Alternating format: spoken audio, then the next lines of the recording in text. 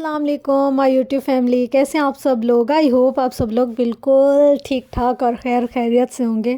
الحمدللہ جی، ہم لوگ آج پھر سے جا رہے ہیں ایک گاؤں میں۔ آپ لوگوں کو آج میں نے سارا گاؤں گھمانا ہے اور جو جو چیزیں رہ گئی تھی نا، وہ ساری بھی ہم لوگوں نے آپ کے ساتھ شیئر کرنی ہے۔ تو میں نے سوچا کہ ایک دفعہ پوری ڈیٹیل ویڈیو بنا دیتی ہوں اور آپ لوگوں کو دکھا دیتی ہوں، تاکہ آپ لوگ یوں نہ سوچیں کہ کوئی چیزیں مس ہو گئیں، کیونکہ اب ہمارا جو جرنی ہے نا وہ کراچی کے لیے سٹارٹ ہونے والا ہے۔ تو وہاں جانے سے پہلے آپ لوگ کو جو باقی ریمیننگ چیزیں ہیں وہ دکھا دو، تاکہ کوئی بھی چیز رہ نہ جائے۔ فرینڈس، آج کی ویڈیو کی کمنٹری کریں گے میری آنٹی، کیونکہ ہماری جو دعوت ہے وہ آنٹی کے گھر ہے، اور اب آنٹی کی زبانی سنیے آنٹی کا حال۔ ہاں جی آنٹی، السلام علیکم، کیسی ہے میری جان؟ ٹھیک ہے؟ بڑا ہی ویٹ کرایا آپ نے مجھے، دیکھیں تو میں کب سے آپ کا ویٹ کر رہی تھی۔ رائس بنانے ہیں، فش تیار ہو چکی ہے، سالن اس کا تیار ہو چکا ہے، اور باقی رہ گئے اب آپ لوگوں کی مہمان نوازی بھرپور طریقے سے کریں گے انشاءاللہ۔ جی جناب آئیے آئیے آئیے، ویلکم ویلکم۔ یہ دیکھیے جناب، یہ ہم نے آپ کے لیے کیا کچھ نہیں کر رکھا۔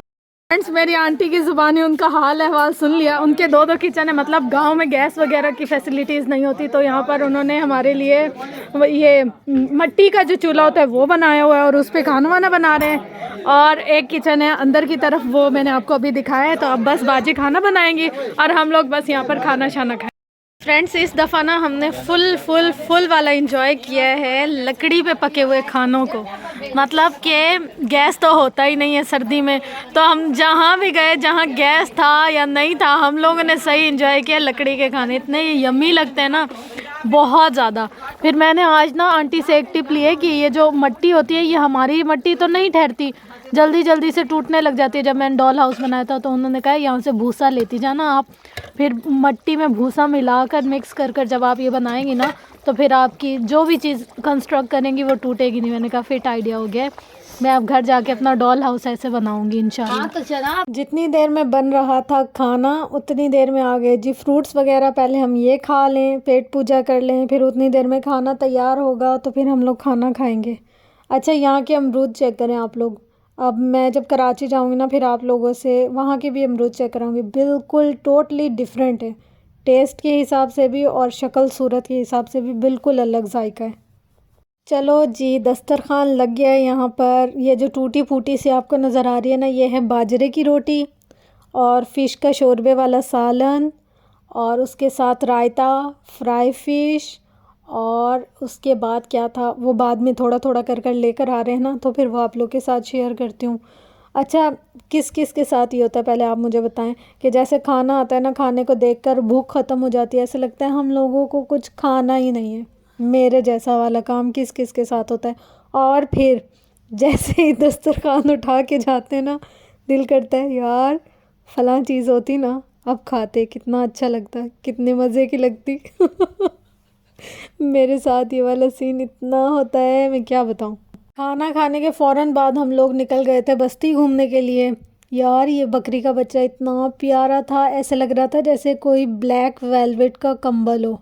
فل جیٹ بلیک تھا یہ بکری کا بچہ، اور اتنا پیارا اور شرارتی تھا نا، اس کو دیکھ کر دل کر رہا تھا اس کو گودی میں اٹھا لیں، مگر اتنا اچھل رہا تھا نا کہ ہمارے ہاتھ ہی نہیں آ رہا تھا۔ پھر ہم نے ان کے مالک سے بولا کہ آپ اس کو سیل کریں گے؟ انہوں نے کہا نہیں، یہ ابھی صرف 3-4 ہفتے کا ہے اور ہم لوگ اس کو سیل نہیں کر سکتے، مطلب یہ اپنی ماں کے ساتھ رہے گا، اور بڑا ہوگا نا پھر ہم اس کو عید پر سیل کریں گے۔ ہم نے بہت کوشش کی کہ وہ ہمیں یہ دے دیں، پر انہوں نے نہیں دیا۔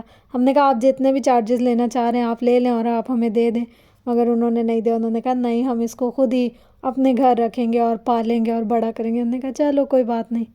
اچھا، ہم لوگ نا یہ سرسوں وغیرہ دیکھیں نا، ہم کہتے ہیں ہاں سرسوں کے کھیت میں جا رہے ہیں، یا سرسوں دیکھنے کے لیے ہم جا رہے ہیں۔ گاؤں کے لوگ نا ان کو کہتے ہیں بہاریں۔ اچھا، میں پہلے سوچتی تھی بہاریں کیا ہے، پھر اب پتہ چلا ہے یہ ریسنٹلی میری جو ڈسکوری ہے نا وہ بتا رہی ہوں آپ کو، کہ جو سرسوں کے کھیت ہوتے ہیں نا ان کو بہاریں کہتے ہیں۔ مجھے بھی اس چکر پر جا کر پتہ چلا ہے۔ ہر دفعہ کچھ نہ کچھ نیا سیکھنے کو ملتا ہے نا، اس دفعہ یہ ہم نے سیکھا ہے، جو بہاریں ہوتی ہیں نا وہ سرسوں سے ہوتی ہیں۔ ویسے تو اور بھی بہت سارا کچھ سیکھا ہے، لیکن فی الحال اب بھی جو ریسنٹ ڈسکوری ہے نا وہ یہ تھی، میں نے سوچا آپ لوگ کے ساتھ شیئر کرنا تو بنتا ہی ہے میرا۔ اچھا ہمیں نا یہ سارا ماموں کا چھوٹا بیٹا ہے نا، مطلب ایک ہی بیٹا ایک لوتا، وہی گھما رہا تھا سارا جگہ ہے۔ ہیلو کرو، یہ ہمارا ہیرو ہیرو ہے ہیرو۔ اوے عبداللہ اپنی آئیز دکھاؤ، او واہ ماشاء اللہ ماشاء اللہ۔ وعلیکم السلام، کیسی ہو؟ ٹھیک ہے۔ میرا ہاتھ آج نا ہم لوگ بہت ساری جگہوں پہ گئے تھے گھومنے کے لیے، بہت سارے گھروں میں ہم لوگوں نے وزٹ کیا، اتنا مزہ آیا بہت زیادہ۔ اور یہاں میں ماموں کے بیٹے کو چھیڑ رہی تھی، ایسے تنگ کر رہی تھی، میں نے کہا تمہاری آنکھیں اتنی پیاری ہیں نا، مجھے ادھار دے دو تم، میں نا اتنی پیاری پیاری سی ویڈیوز بناؤں گی، پھر میں تمہیں تمہاری آنکھیں دے دوں گی۔ اتنا چلاک ہے نا، مجھے کہتے ہیں ہاں تو میری آنکھوں کا کیا ہے، آپ لینز لگا لیں۔ پھر یہاں پر ہم ایک اور گھر میں آ گئے تھے، انہوں نے ابھی اپنا نیا گھر بنایا ہے، پھر اپنے بیٹے کی شادی کی تھی، تو میں نے سوچا آپ کو میں دلہن کا بیڈ روم دکھا دوں۔ گاؤں کی دلہنوں کے بیڈ روم کیسے ہوتے ہیں، جیسے پورا سجایا ہوا تھا انہوں نے، فرنیچر وغیرہ سب کچھ سیٹ کیا ہوا تھا، تو میں نے سوچا آپ لوگ کے ساتھ بھی شیئر کر لوں۔ ایسا ہے فرینڈس کہ شکر گزاری نا اللہ کی طرف سے ایک نعمت ہے۔ ہم لوگوں کے پاس لاکھ چیزیں ہو نا، ہم لوگ اتنا خوش نہیں ہوتے، ان نعمتوں کا شکر ادا نہیں کرتے، مگر جب ہم ان لوگوں کو دیکھتے ہیں نا، ان کے پاس جو بھی ہو، چاہے دال چٹنی اچار کے ساتھ بھی کھانا کھائے نا، جب یہ شکر ادا کرتے نا، اتنا دیکھ کر ایمان تازہ ہو جاتا ہے کہ یار یہ زندگی تو ان لوگوں کی ہے کہ چاہے مٹی میں ہے، کچے گھروں میں یا پکے گھروں میں یا محلوں میں، شکر کس طریقے سے لوگ ادا کرتے ہیں۔ تو ہمیشہ شکر کا دامن کبھی نہیں چھوڑنا چاہیے، مشکل میں بھی اور آسانی میں بھی، دونوں جگہ انسان کو ہمیشہ صبر شکر توکل کرنا چاہیے۔ کبھی کبھی نا زندگی ایسے بند دروازے پر لے کر آ جاتی ہے کہ چاروں طرف لگتا ہے کہ اب تو کوئی آپشن ہی نہیں ہے، اب تو ہم اس مشکل آزمائش سے نکل ہی نہیں سکتے، لیکن آپ یقین کریں جب آپ کبھی ایسے بند دروازوں پہ کھڑے ہوں اور توکل کے ساتھ، یقین اور پورے ایمان کے ساتھ اللہ کی بارگاہ میں 2 رکعت نماز حاجت کی پڑھیں، اس سے اپنا درد تکلیف غم پریشانی بیان کریں، اور پھر دیکھیں کیسے آپ کا وہ مسئلہ حل ہوتا ہے، کیسے روح میں سکون پھیلتا ہے، اور وہ مشکل سمجھیں وہ مشکل لگتی ہی نہیں ہے، ایسے لگتا ہے کہ سب آسان، سب صحیح اور سب اچھا ہو گیا ہے۔ یہ سب باتیں نا صرف ایمان کے پکا ہونے کی یقین ہے۔ کوئی بھی فرینڈس اگر زندگی میں مشکل وقت آئے نا، صرف ایک بات کو اپنے ذہن میں رکھنا چاہیے کہ کوئی بھی دنیا کی چیز آپ کو تکلیف نہیں دے سکتی جب تک کہ اللہ نہ چاہے، اور پوری دنیا مل کر آپ کو کوئی خوشی نہیں دے سکتی جب تک کہ اللہ نہ چاہے۔ جب یہ دونوں چیزیں ہی ہمارے اختیار میں نہیں ہیں، نہ ہماری خوشی نہ ہمارا غم، تو پھر ہم لوگوں کو پریشان ہونے کی یا ہم لوگوں کو فکر کرنے کی ضرورت ہی کیا ہے۔ اپنا معاملہ اللہ کے ساتھ درست کر لیں، اللہ کے حضور سچے اور پکے بن کر کھڑے ہو جائیں، تو بس آپ دیکھیں آپ کی جو معاملات ہیں، آپ کی جو پریشانیاں غم دکھ تکلیف ہیں، وہ مالک کیسے صحیح کرتا ہے۔ یہ تو بس اللہ اور بندے کا کنیکشن ہوتا ہے۔ آپ دیکھیں کہ جنہوں نے شکر کرنا ہوتا ہے وہ کچے گھروں میں بھی شکر کرتے ہیں، وہ بھوکے پیٹ بھی شکر کرتے ہیں، اور وہ پریشانیوں میں بھی شکر کرتے ہیں۔ اس سے پتہ چلتا ہے کہ خوشی نہ محلوں میں نہیں ملتی، خوشی نہ بڑے بڑے جاگیروں سے نہیں ملتی، بلکہ خوشی تو دل سے ہوتی ہے، شکر سے توکل سے اور صبر سے ہوتی ہے۔ اور ضروری نہیں کہ دنیا میں ہی ہمیں ہر چیز مل جائے، کچھ اجر کچھ صلے کچھ نعمتیں ہمیں آخرت میں بھی دی جائیں گی۔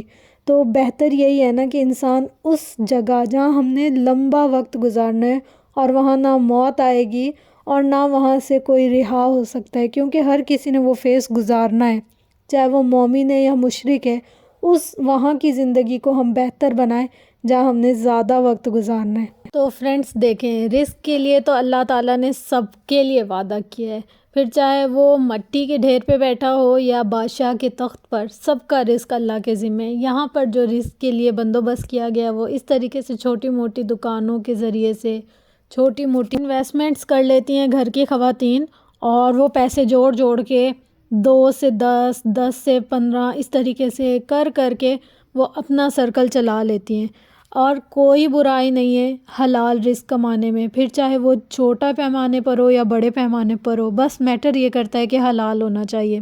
آپ کو گاؤں کی ایک اور شاپ کا وزٹ کروایا ہے، دیکھنے میں یہ آپ کو چھوٹی سی شاپ لگ رہی ہوگی، لیکن یہ گاؤں کا سپر سٹور ہے۔ ضرورت کی ہر چیز یہاں پر مل جاتی ہے. کسی کو اگر رات میں بھی کچھ چاہیے ہو نا تو ان کو یہ نہیں دقت ہوتی کہ پتہ نہیں ہم لوگ جا سکیں گے، لے سکیں گے، نہیں لے سکیں گے. جو اس وقت اور اس علاقے کی ضرورت کی چیزیں نا وہ انہوں نے ساری رکھی ہوئی ہیں. ڈزنٹ میٹر کی کتنی کوانٹیٹی رکھی ہوئی ہے، 2 پیس بھی اگر رکھے ہوئے نا بس جو ضرورت ہے وہ یہاں سے پوری ہو جاتی ہے. تو بس اور کیا ہی چاہیے علاقے والوں کو. تو کافی اچھا انہوں نے سیٹ اپ کیا ہوا تھا اور لوگوں کے لیے آسانیاں پیدا کی ہوئی تھی، سہولت پیدا کی ہوئی تھی کہ مشکل وقت میں ان کو یہاں وہاں بھاگنا نہیں پڑتا اور ان کی ضرورت ایسے ہی پوری ہو جاتی ہے. آپ دیکھیں یہاں پر چھوٹی چھوٹی ضرورت لائک پینسل لے لیں ہم لوگ، اگر ہم روزمرہ یوز کی چیزیں لے لیں، لیسیں، دھاگے، بٹن، چپس، بکرم، یا گھر کے لیے جیسے صابن دانی، ہینگر، پراندے یا لاسٹک، چوڑیاں، مطلب ہر طریقے کی چیز ہے یہاں پر. ایسی کوئی چیز ہم لوگ اگر سوچیں کہ یار چاہیے ہوتی تو وہ ہے یہاں پر. بس پھر ہم پوری بستی گھوم پھر کر آ گئے تھے جی گھر پہ، اور گھر پر آ کر ہم لوگوں نے چائے پارٹی کی. چائے بن کر ہمارا اتنی دیر انتظار کرتی رہے ہم لوگ نا گھومنے پھرنے کے لیے نکل گئے. پھر ہم لوگوں نے چائے پارٹی کی. چائے کے ساتھ سارے لوازمات تھے جیسے کہ یہ ریوڑیاں اور سون حلوہ اور یہ چکی، دال کی چکی کہتے ہیں اس کو، اور ہماری زبان میں نا اس کو کہتے ہیں دابڑ دال. تو یہ بہت مزے کی ہوتی ہے. یہ ان سے بنتی ہے، چنے ہوتے ہیں نا جو کالے چنے، ان کو فرائی کر کے مطلب بھون کے پھر بنایا جاتا ہے. اور یہ سونا حلوہ مزے کا.